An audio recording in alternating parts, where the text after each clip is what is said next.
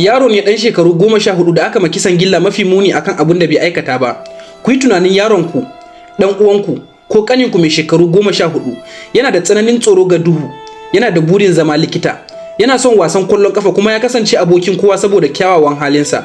Yanzu ku yi tunanin an ɗora shi akan wata babban kujerar karfe a cikin wani ɗaki mai duhu. An lullube shi yadda ba zai iya gane komai ba. An ɗora mummunan allunan karfe masu zubar da wuta a kansa da kuma kafafunsa masu rauni. Kuna jin muryarsa tana kururuwa. Yana kuka yana kiran mama, baba ku taimake ni cikin tsoro. Kuna jin karan wutar lantarki mai tsanani tana kona shi a raye. Tana kawar da shi minti bayan minti har sai da karan kururuwar ta ragu a hankali. Ta mutu kuka daina jin motsinsa. Duk hakan ya faru ne saboda wani laifi da ba shi ya aikata ba. Saboda shi bakar fata ne a lokacin da farar fata suke yanke hukunci. Saboda an bashi lauya da ya fi son kuɗi fiye da rayuwarsa. Wannan abun ya faru ne a gaskiya. Ɗaya ne cikin 1000 daga cikin yara da ƙasar Amerika ta kashe su saboda wariyar launin fata. Wannan labari na ɗaya daga cikin labari mafi muni da ba za a manta shi ba. Labarin da kafafen yada labarai suka kasa daina wallafa shi. Labarin George Stinney Jr.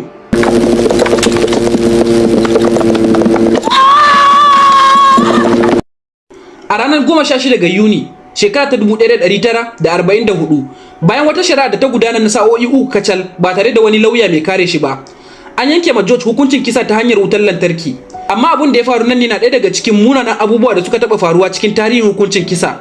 Saboda yaro ƙarami ne mai ƙarancin nauyi, alluran da ake amfani da shi wajen watsa wutar lantarkin bata dace da shi ba. Lokacin da aka kunna wutar lantarkin, wutan bata kaiwa jikinsa yadda ya kamata, saboda haka ta hana shi mutuwa da sauri. Maimakon kashe sa nan take, sai ta fara lalata gaɓoɓin jikinsa, tana ƙona shi a raye yayin da yake faman numfashi cikin tsananin zafi. George Stinney ya kasance yaro ɗan shekara 14 kacal a lokacin da aka kama shi a watan Maris shekara ta 1944. An kama shi a Alkolu da ke South Carolina bisa zargin kashe 'yan mata guda biyu farare. Betty June Bineka, 'yar shekaru 11, da Mary Emma Thames, 'yar shekaru 8, wanda aka samu an yi musu dukan tsiya da wani babban sassaka har suka mutu. Daga nan 'yan sanda suka kama George da ɗan uwansa. Sun yi ikirarin cewa George ya yarda da wannan kisan, duk da haka ba a rubuta wani ikirari ba, kuma ba a nuna ma iyayensa ko lauyoyinsa ba. Shari'a ta gudana a ranar 24 ga Afrilu shekara ta 1944. Kotu ne cike da fararen fata kawai, ba barbakan fata sun iya shiga wannan gurin ba. Ba a bashi lauya mai kare shi ba, an bashi wani lauya ne wanda daga baya ya zama dan majalisar wakilai na wannan jihar. Lauyansa baya neman shaidu masu kare shi, sai dai shaidu da za su kara masa zargi. Hukunci da ake yankewa cikin watanni aka gudanar da shi cikin 'yan mintuna. Hukuncin kisa ta hanyar wutar lantarki, hukuncin da ake kira da electric chair. A ranar da aka yanke masa hukunci, George Stinney yana da shekaru 14 kacal, wanda hakan ya zama mafi karancin shekaru da aka taba yanke ma hukuncin kisa a Amerika a karni na 20. An yi jinkirin hukuncin har zuwa lokacin da ya kai shekaru 16, shekaru da ake bukata don aiwatar da hukunci a South Carolina a wancan lokacin. A ranar 16 ga Yuni, shekara ta 1944 aka kai shi gidan yari na jihar Columbia. Saboda karamin yaro ne yasa aka yi masa rigarsa ta musamman, aka dora shi akan babban kujera, aka dora masa allurar lantarki a kansa da kuma kafafunsa. Lokacin da aka kunna wannan wutar lantarki, alluran sun zame saboda gumi da tsoro da ke jikinsa.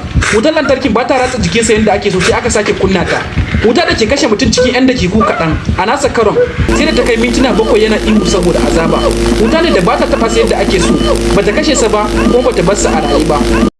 Mai kula da wannan gidan yarin ya ce idan na taba ganin wani abu da ya fi wannan ban tsoro ban tuna ba. A cikin dubbanni mutane da yake gani ake kashewa, babu wanda ya taba tsorata shi irin wannan. An birne labarin George na tsawon shekaru 50, amma shekara ta 2013 'yan uwansa mata suka sake daga wannan karan, suna neman a sake duba shari'arsa. A cikin shekara ta 2014 wata alƙali ta soke hukuncin kisa da aka ma George, tana mai cewa wannan shari'ar ta kasance babban zalunci kuma bata da inganci. Alƙali ya lura cewa ba a bashi wakilci mai inganci ba, shaidun ƙarya aka gabatar. Wani mutum daga wannan garin ya bada shaidar cewa ya kasance tare da George daidai lokacin da ake kashe wayannan matan. Ya nuna cewa yana da alibi a turance. Hukuncin ya kasance mai cike da wariyar launin fata da neman adalci cikin gaggawa. Duk da cewa an kori wannan tuhumar daga kotu, bai dawo George da rayuwarsa ba.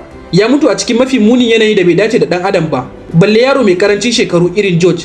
Labarin George yana tsaye a matsayin babban misali na wariyar launin fata da ake wa bakaken fata a kasashen Turai. Yana tunatar da mu cewa adalci ba koyaushe yake nufin gaskiya ba, kuma lokaci zuwa lokaci wannan tsari yana kashe marasa laifi cikin muguwar hanya domin farantawa jama'a rai.